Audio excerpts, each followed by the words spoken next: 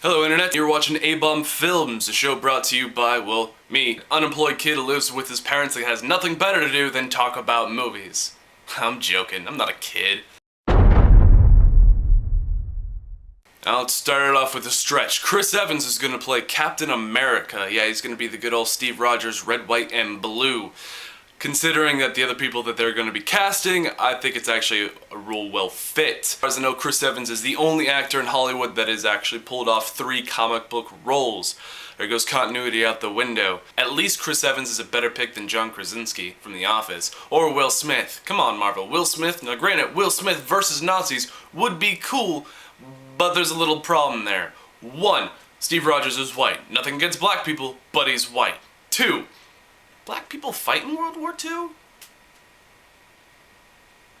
3. He's already done enough versus movies. Will Smith versus Nazis would be great if it wasn't for the fact that Will Smith has already done several versus movies before, all the way back to when somebody started making trouble in his neighborhood. Will Smith versus Aliens, Smith versus the Wild West, Smith versus Aliens again, versus robots, versus aliens yet again, versus vampires, versus poverty, and Will Smith versus zombies.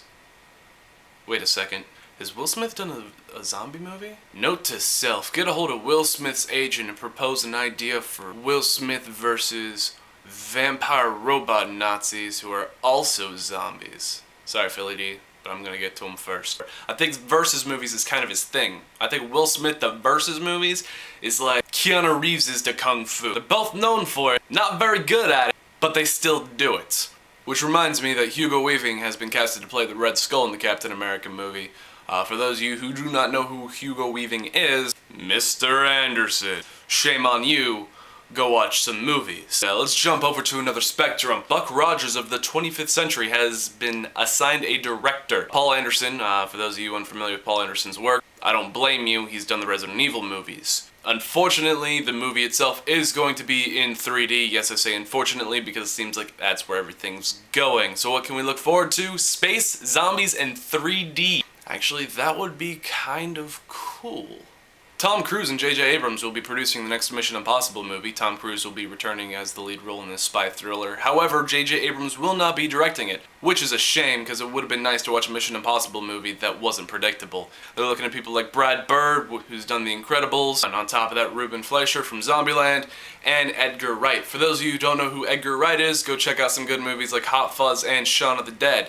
Nothing really hitting the box office too grand this week. I am looking forward to Hot Tub Time Machine. I'll try to check it out over the weekend. Other than that, you have How to Train Your Dragon in Surprise 3D. For those of you checking out either Hot Tub Time Machine or How to Train Your Dragon, please leave a comment below. With the question of the week. If you could turn any comic book character into a movie, what would it be and why? Check you guys next week. Later.